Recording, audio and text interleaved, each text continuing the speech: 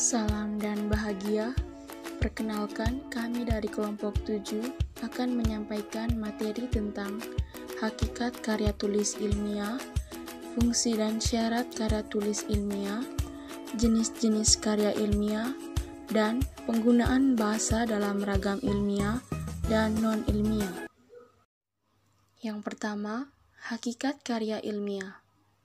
Karya tulis ilmiah biasa disingkat karya ilmiah atau scientific paper merupakan tulisan atau laporan tertulis yang memaparkan hasil penelitian atau pengkajian suatu masalah oleh seseorang atau sebuah tim dengan memenuhi kaidah dan etika keilmuan yang dikukuhkan dan ditaati oleh masyarakat keilmuan.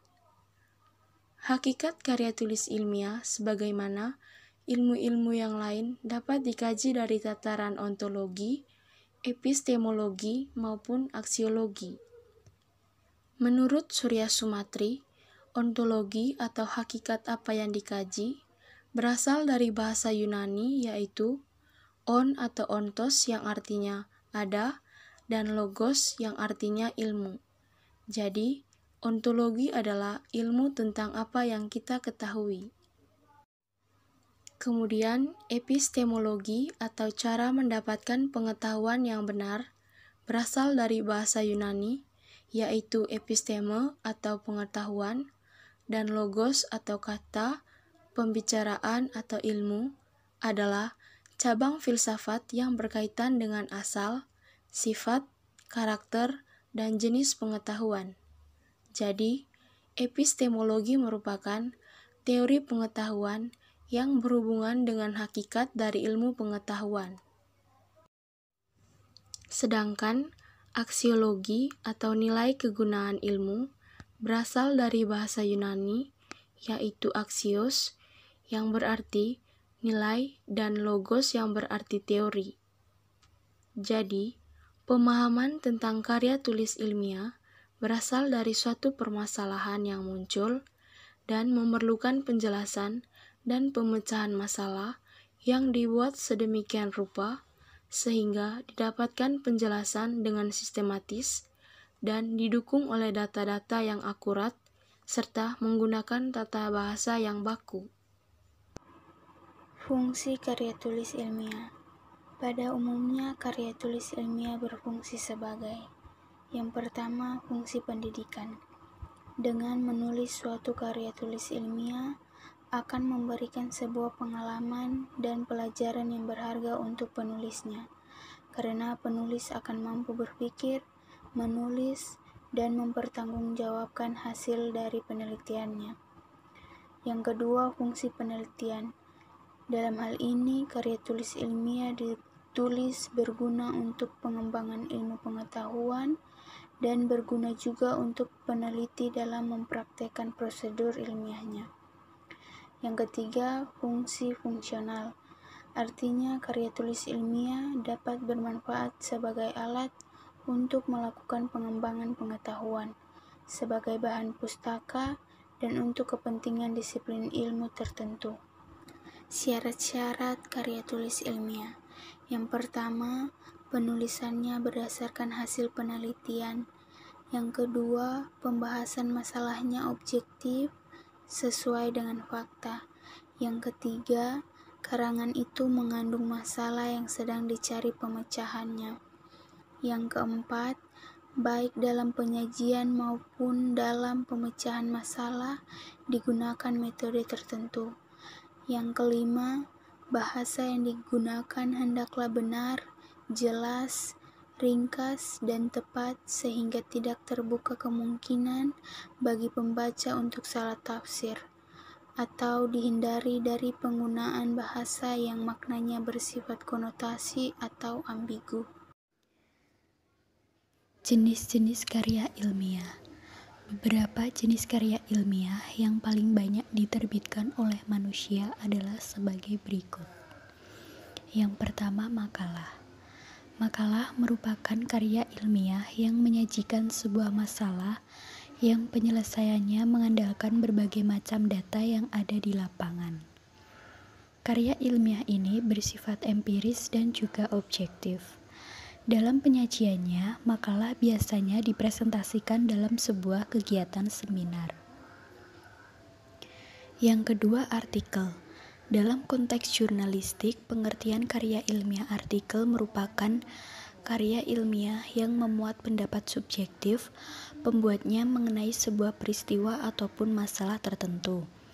Sedangkan jika dipandang dari sudut pandang ilmiah, artikel dapat diartikan sebagai karya tulis yang sengaja dirancang untuk dimuat dalam jurnal ataupun kumpulan artikel yang dibuat dengan memperhatikan kaidah penulisan ilmiah dan mengikuti pedoman ilmiah yang berlaku. Yang ketiga, skripsi. Skripsi merupakan karya ilmiah yang dibuat oleh mahasiswa untuk bisa mendapatkan gelar sarjana atau S1.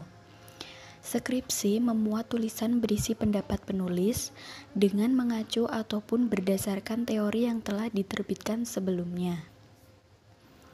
Yang keempat, kertas kerja.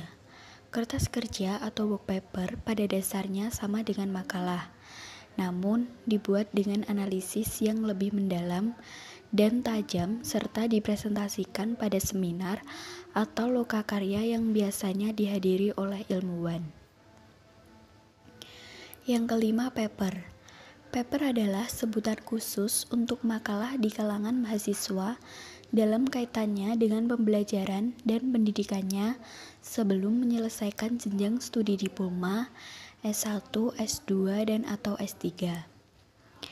Sistematika penulisannya pun sama dengan artikel dan makalah, tergantung panduan yang berlaku di perguruan tinggi yang bersangkutan. Yang keenam, tesis. Tesis adalah karya tulis ilmiah mahasiswa untuk menyelesaikan program studi S2 atau pascasarjana yang bersifat lebih mendalam dibandingkan dengan skripsi. Tesis mengungkapkan pengetahuan baru yang didapat dari penelitian yang dilakukan individu yang bersangkutan. Yang ketujuh, disertasi. Disertasi atau PH.D tesis diperuntukkan bagi mahasiswa program S3 atau meraih gelar doktor yang mengemukakan analisis yang dapat dibuktikan oleh penulis berdasarkan data dan fakta yang sahih atau valid dengan analisis yang terinci. Disertasi berisi suatu temuan penulis sendiri yang berupa temuan orisinal.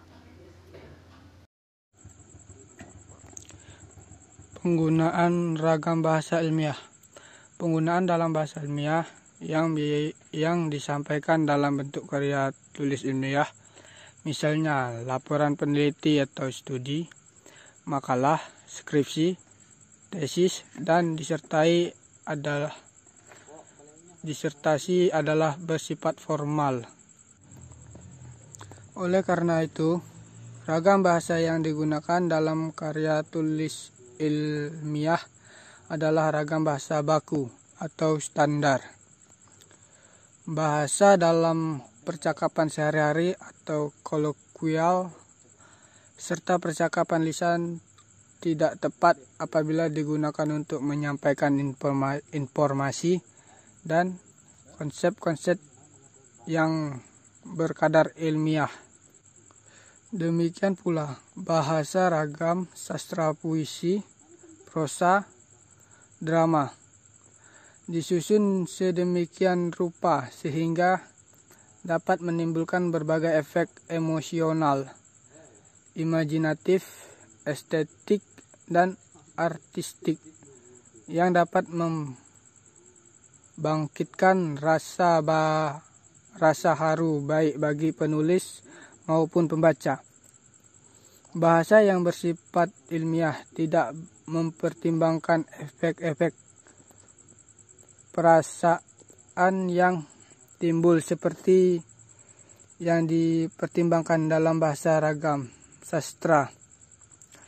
Sifat bahasa ragam ilmiah yang khusus atau spesifik tampak pada pemilihan dan pemakaian kata serta bentuk gramatika, terutama dalam tataran sintaksis, Kata-kata yang digunakan dalam bahasa ilmiah bersifat denotatif, artinya setiap kata hanya mempunyai satu makna yang paling sesuai dengan konsep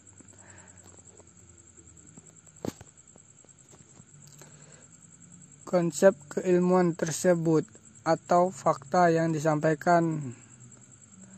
Demikian pula kalimat-kalimat yang digunakan dalam bahasa ragam ilmiah bersifat logis. Hubungan antara bagian-bagian kalimat dalam kalimat tunggal atau hubungan antara kausa dalam kalimat majemuk atau kompleks mengikuti pola-pola bentuk hubungan logis. Kalimat non-ilmiah merupakan kalimat yang tidak formal dari bentuk bahasa, kosakata, ataupun struktur, tetapi harus tetap memiliki alur yang jelas dalam penulisan. Tidak memiliki unsur semetodis atau sistematis seperti layaknya kalimat ilmiah atau semi-ilmiah. Kalimat non-ilmiah biasa digunakan pada dongeng, hikayat, cerpen, novel.